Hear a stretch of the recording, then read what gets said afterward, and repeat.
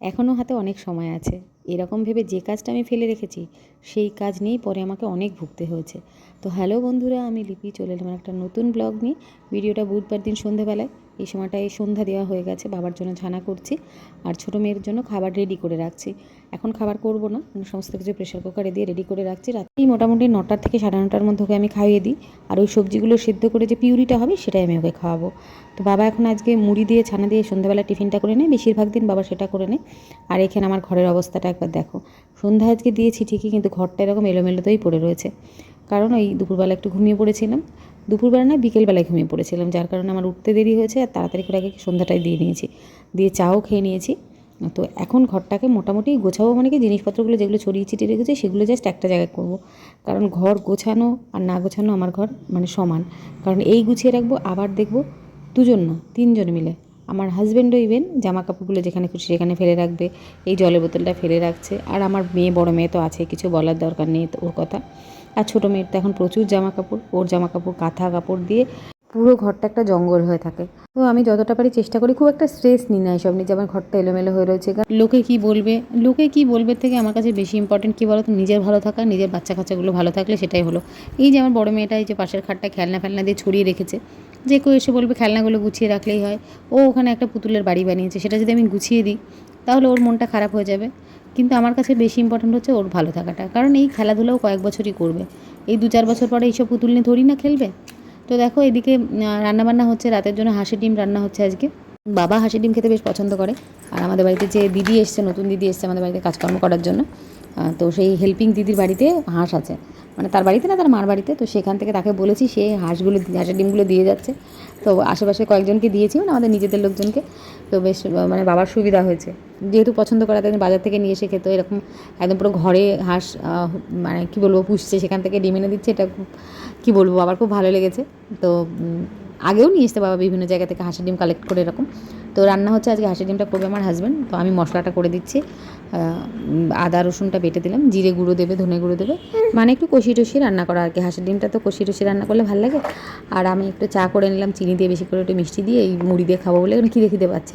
যদিও এখন প্রায় 8:30 কাছাকাছি বাজে, এই সময় চাটা খেলে পরে আর মানে ভাতের খিদে থাকে না 10টার দিকে, তখন পরে গিয়ে আবার অনেক রাতে গিয়ে খিদে পায়।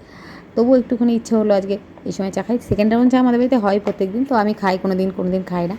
তো দেখো এখানে আমি মেয়েকে পড়তে বসিয়ে দিয়েছি, আর ছোটোটা ওখানে খেলা করছে, আর ভাতও বসিয়ে দিলাম। আর এখানেও রান্নাবান্না কমপ্লিট হয়ে গেছে। এবার এগুলো সব ধুয়ে ঠুয়ে রাখবো। এটা কিন্তু অনেক পরে, রাত্রেবেলা খাওয়া দাওয়া কমপ্লিট হয়ে গেছে।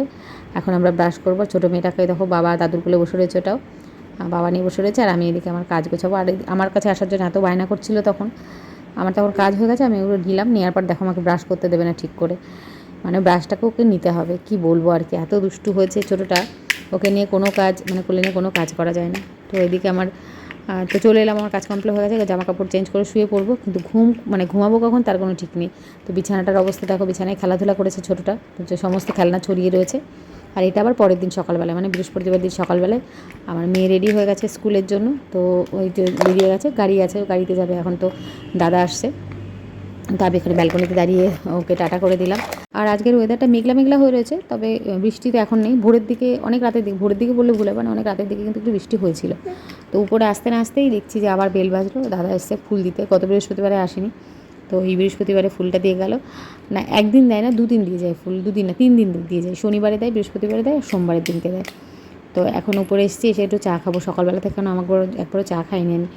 তো এখন চা খাবার যে চা দেখে, চা মানেই বিস্কিট আছে ও জানে, আর ওর বাবা চা খাওয়ার সময় একটু করে বিস্কিট দেওয়ার মুখে, ওটা ওর অভ্যাস হয়ে গেছে। তো সেই জন্য চা দেখেই বিস্কিট খুঁজছে, তাই একটুখানি দিলাম মুখে। তারপর ওর খাবারটা নিয়ে এলাম, ওকে চা খাওয়ার পর ওকে আবার খাইয়ে দিচ্ছি। ওকে মানে বাচ্চাদেরকে খাওয়ানো মানে বুঝতেই পারছো, এখনকার বাচ্চারা, কোনো বাচ্চারাই না দেখি না যে খুব ইজিলি খাওয়া দাওয়া করছে। আমার এই ছোটোটাও, বড়োটাও করতো, তবে এখন বড়ো হওয়ার পর ওর খাওয়ানোর ঝামেলাটা একটু কমেছে। এখন পছন্দসই জিনিস দিলে মোটামুটি হাত দিয়ে খেয়ে নেয়। আর কখনো কখনো আমি তো খাইয়ে দিই, অবশ্যই মা, আমি তো খাইয়ে দেবই। তো আজকে নিয়ে এসছে বাজার থেকে ইলিশ মাছ, আর ইলিশ মাছ হবে আলু বেগুন দিয়ে ঝোল। তো আবার সেই চা, আমাদের বাড়িতে যে চা কতবার হয় তার কোনো ঠিক নেই। আমাদের বাড়িতে না, বেশিরভাগ বাড়িতেই মনে হয় প্রচুরবার চা হয়। তো ওখানে যেহেতু গ্যাসের ওভেন দুটোই বন্ধ রয়েছে, আমি ইন্ডাকশনে চা বসালাম। ইন্ডাকশন ব্যবহার করাটা এখন কী বলবো, করাটাই উচিত, কারণ গ্যাসের তো ক্রাইসিস এখনও চলছে। তো এখন রান্নাঘরে এসে দেখো, এখন কিন্তু বৃষ্টি শুরু হয়েছে হালকা হালকা। এই দেখো কেমন একটা ভেজা ভেজা ওয়েদার, মানে এক পলসা বৃষ্টি হয়ে গেছে। আর ইতিমধ্যে আমার হাজব্যান্ড বেরোতে এসে দেখছে কি, বাড়ির সামনে একটা সাপ, দেখে তো ও চিৎকার করে উঠেছে। তো ওটা হচ্ছে ওই যেগুলোকে হেলে সাপ বলা হয় সেই সাপ, আমরা তো হেলে সাপ বলি, তোমরা কি বলো জানি না। তো পিসি এসে সেটাকে তাড়িয়ে দিল। আর ওর বাবা বাজারে বেরিয়েছিল, বেরিয়ে দেখো গ্যামাক্সিন নিয়ে এসে বাড়ির আশেপাশে সব ছড়িয়ে দিচ্ছে। এই বর্ষার সময় কী হয় বলো তো, ব্যাঙ ফ্যাংগুলো সব হয়, আর ওগুলো ঘরের মধ্যে ঢোকে, আর ওই ব্যাঙকে ধরার জন্য বা ইঁদুরকে ধরার জন্য সাপড়াও কিন্তু টুকটুক করে ঘরে আসে। আর এই দেখো আমাদের সেই মিনির তো একটা বাচ্চা মারা গেছে, তোমাদের বলেছে কিনা আমার মনে নেই। আর এই বাচ্চাটা আছে, এ কিন্তু বেশ মানে কী বল, প্লেফুল হয়ে উঠেছে, ছুটোছুটি করে খেলা করে, আমরা নিচে নামলেই আমাদের পায়ে পায়ে ঘোরার চেষ্টা করে। তো বাইরে বেরোতে দিই না, কারণ বাইরে ওই ভাম বিড়াল কুকুর টুকুর থাকে তো কে মেরে দেবে। তো এখন আমি স্নান হয়নি, বড়ো মেয়ের জামাকাপড় সব বার করে দেখছি, বেশিরভাগ জামাকাপড়ই না ছোটো হয়ে গেছে, টাইট হয়ে গেছে। তো সেগুলো সব ওর ড্রয়ারটা থেকে বার করে ঝাড়াই বাছাই করছি, যেগুলো ছোটো হয়ে গেছে সেগুলো সব সরিয়ে দেবো, আর কয়েকটা যেগুলো ভালো জামা আছে সেগুলো মানে পরার মতো কিউট জামা থাকে না কিছু, সেগুলো রেখে দেবো ওর বোনের জন্য। আর এটাকে এখানে বসিয়ে নিয়েছি, ও দেখো এখানে বসে খেলা করছে।